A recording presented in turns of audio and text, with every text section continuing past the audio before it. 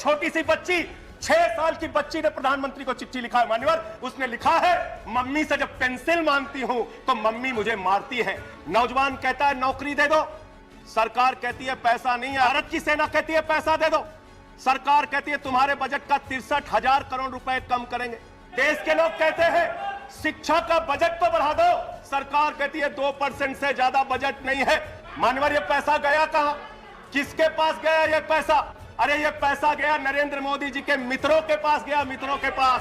मोदी सरकार को एक सनक है, उसको ये सनक है हमको अपने मित्र को अमीर बनाना है, हमको अपने मित्र को अमीर बनाना है, हमको अपने मित्र को दुनिया का सबसे बड़ा अमीर बनाना है। हीरो लगाते लगाते थक जाएंगे। एक इंसान को 2.5 लाख करोड़ रुपए और बच्चे के दूध पे टैक्स लगाते हो, आटा दाल चावल पे टैक्स लगाते हो, हिंदुस्तान के गरीब आदमी का खून चूसने का काम करते हो। 1 साल पहले कानून वापस ले लेते तो 750 किसानों को शहीद नहीं होना पड़ता। आज वो कीर्ति दुबे पूछ रही है मान्यवर मोदी जी कहां है, मोदी जी कहां है? मैं उस कीर्ति दुबे को बताना चाहता हूं, मोदी जी की पूरी सरकार झारखंड में विधायकों की मंडी में व्यस्त है।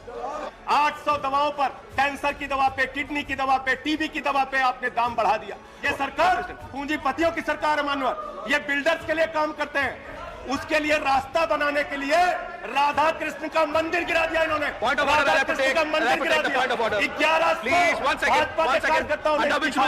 11 धन्यवाद मान्यवर, आपने महंगाई जैसे महत्वपूर्ण मुद्दे पर मुझे अपनी बात कहने का मौका दिया। जिस महंगाई से पूरा देश कराह रहा है, मैं चंद लाइनों से अपनी बात शुरू करूंगा कि वो जिनके हाथ में हर वक्त छाले रहते हैं, वो जिनके हाथ में हर वक्त छाले रहते हैं, आबाद उन्हीं के दम पे महल वाले रहते हैं। ये देश जिनके हाथ में छाले हैं मान्यवर, उन्हीं के दम पर है, उन्हीं के दम पर है। लेकिन ये सरकार किसके लिए काम कर रही है?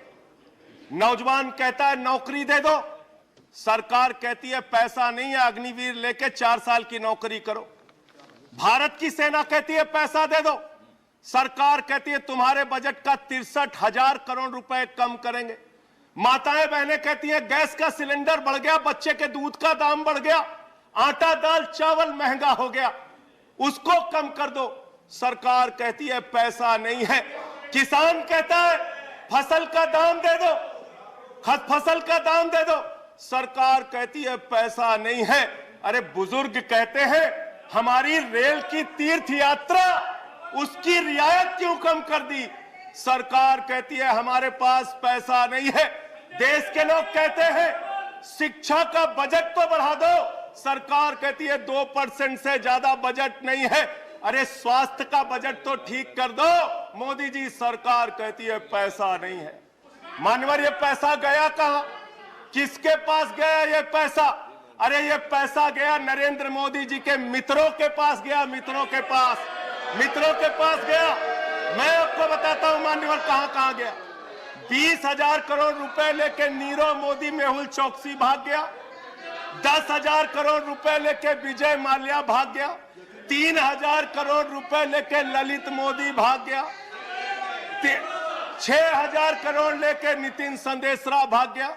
और ये मेरी जानकारी नहीं है, ये मेरी जानकारी नहीं मान्यवर, इस सरकार ने बताया पूंजीपतियों का 11 लाख करोड़ रुपए माफ किया। 11 लाख करोड़ रुपए आप जीरो लगाते लगाते थक जाएंगे मान्यवर, इतना पैसा इन्होंने पूंजीपतियों को माफ किया। और इस सरकार को एक सनक है, इस सरकार को एक सनक है, मोदी सरकार को एक सनक है, उसको यह सनक है हमको अपने मित्र को अमीर बनाना है, हमको अपने मित्र को अमीर बनाना है, हमको अपने मित्र को दुनिया का सबसे बड़ा अमीर बनाना है। और मालूम है मान्यवर उसको कितना कर्जा दिया इस सरकार ने? 2.5 लाख करोड़ रुपए, 2.5 लाख करोड़ रुपए मान्यवर, 2.5 लाख करोड़ रुपए। जीरो लगाते लगाते थक जाएंगे। एक इंसान को 2.5 लाख करोड़ रुपए और बच्चे के दूध पे टैक्स लगाते हो, आटा दाल चावल पे टैक्स लगाते हो, हिंदुस्तान के गरीब आदमी का खून चूसने का काम करते हो। सरकार किसके लिए चल रही मान्यवर? यह सरकार किसके लिए चल रही है? इसको ध्यान से हमें सोचना पड़ेगा। जब हम इसी सदन में किसान के काले कानून का विरोध कर रहे थे, हमें सस्पेंड करके बाहर कर दिया गया। 1 साल के बाद यह सरकार कहती है अब हमें होश आ गया, हमारी तपस्या में कमी रह गई, हम काला कानून वापस ले रहे हैं। क्यों भाई? 1 साल पहले कानून वापस ले लेते तो 750 किसानों को शहीद नहीं होना पड़ता। आज एक छोटी सी बच्ची, 6 साल की बच्ची ने प्रधानमंत्री को चिट्ठी लिखा है मान्यवर। उसने लिखा है, मम्मी से जब पेंसिल मांगती हूं तो मम्मी मुझे मारती है, मम्मी जब पेंसिल मांगती हूं तो मम्मी मुझे मारती है। वो कीर्ति दुबे पूछ रही है मान्यवर, मोदी जी कहां है, मोदी जी कहां है। मैं उस कीर्ति दुबे को बताना चाहता हूं, मोदी जी की पूरी सरकार झारखंड में विधायकों की मंडी में व्यस्त है, विधायकों की मंडी में व्यस्त है। विधायक के खरीदने में लगे मान्यवर, विधायक खरीदने में लगे। ये पूंजीपतियों की सरकार चल रही है, पूंजीपतियों की गुलामी करने वाली सरकार चल रही है, जो इस देश के अंदर महंगाई बढ़ाने का काम करती है। गरीब के लिए खाने के लिए पैसा नहीं, 800 दवाओं पर, कैंसर की दवा पे, किडनी की दवा पे, टीबी की दवा पे आपने दाम बढ़ा दिया। आपने अस्पताल के कमरे तक पे दाम बढ़ा दिया। आपकी सरकार डीएचएफएल के लिए काम करती है। 34,000 करोड़ रुपए बैंकों का घोटाला डीएचएफएल ने किया और 29 करोड़ रुपए भारतीय जनता पार्टी को चंदा दिया है मान्यवर। इनसे हिसाब मांगना चाहिए। क्यों नहीं जाती ईडी इनके पास, क्यों नहीं जाती सीबीआई इनके पास, इनसे सवाल पूछना चाहिए मान्यवर। मैं सिर्फ इतना कहना चाहता हूं, आप खाने के लिए आपके पास, सरकार के पास पैसा नहीं, उस पर तो टैक्स बढ़ा देते हो, लेकिन गुजरात के अंदर जहरीली शराब पिलाते हो लोगों को, जहरीली शराब। 75 लोग जहरीली शराब पी के गुजरात के अंदर मर गए मानो, 75 लोगों की जान चली गई। दिल्ली के मुख्यमंत्री केजरीवाल जाते हैं देखने, गुजरात का मुख्यमंत्री उन लोगों से मिलने नहीं जाता। देश के प्रधानमंत्री उन लोगों से मिलने नहीं जाते, दिल्ली के मुख्यमंत्री केजरीवाल उन लोगों से मिलने जाते हैं माननीय। और मैं ये कहना चाहता हूं, no point of, I am not yielding sir, I am not yielding sir, 1 minute sir, I am not yielding sir, I am not yielding, let me complete sir. Sir बस खत्म कर रहा हूं, कंक्लूड कर रहे हैं, उसके बाद आई टेक द पॉइंट। ये सरकार पूंजीपतियों की सरकार है मान्यवर, ये बिल्डर्स के लिए काम करते हैं। मैं आपको बता रहा हूं, गुजरात में मान्यवर, गुजरात के अंदर, गुजरात में नवासारी एक जगह है, गुजरात में सीआर पाटिल जहां के सांसद। नहीं sir, I am not yielding, इसी चेयर से कहा गया जब बोलते रहो तो किसी को पॉइंट ऑफ ऑर्डर नहीं देंगे। No sir, no I am not yielding. अब बात खत्म कर रहा हूं, मेरा लास्ट पॉइंट। सर ये सरकार पूंजीपतियों के लिए काम करती है सरकार। एक बिल्डर गुजरात के अंदर सीआर पाटिल के इलाके में, उसके लिए रास्ता बनाने के लिए राधा कृष्ण का मंदिर गिरा दिया इन्होंने। Point of order, Radha Krishna का मंदिर गिरा दिया। Point of order 1100 please, 1 second, 1 second, under which rule, 1 second, 1 second, sir ये इसी चेयर से कहा गया sir. 1 second, exercise your power, हमारा टाइम आप देंगे sir। 240, no sir, sir, please, chair से बोला गया। I'm allowing the point of order, point of order. Sir नहीं बोला गया। No sir, 1 second, point of order, 240, point of order 240।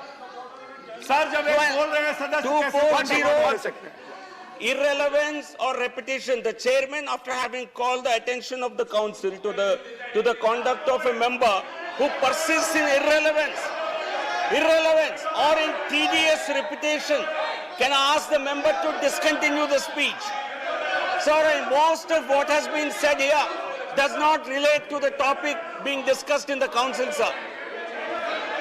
Taking your point is taken. Sir, a lot of what has been said does not pertain to the I've subject. taken your point. You made your point. You made your point. Please sit down. बैठ जाओ sir. He's concluding. बस Please, sir इसी chair से कहा गया था, एक सदस्य बोलता रहेगा तो किसी को पॉइंट ऑफ ऑर्डर नहीं देंगे। सर खत्म कर रहा हूँ सर। मैं ये कह रहा हूँ, कल तक मैं ये कह रहा हूँ, ये सरकार, कल तक ये दूसरे कानून था। हाँ ठीक है, बैठ जाओ, कंक्लूड करिए, बैठ जाइए, खत्म कर रहा हूँ। कंक्लूड करिए। सर मेरा समय खा रहे हैं लोग। सर गुजरात में एक बिल्डर की सड़क बनवाने के लिए राधा कृष्ण का मंदिर गिरा दिया इन लोगों ने। कंक्लूड करिए। ये बिल्डर्स की गुलामी कर रहे हैं। Please conclude. Thank you.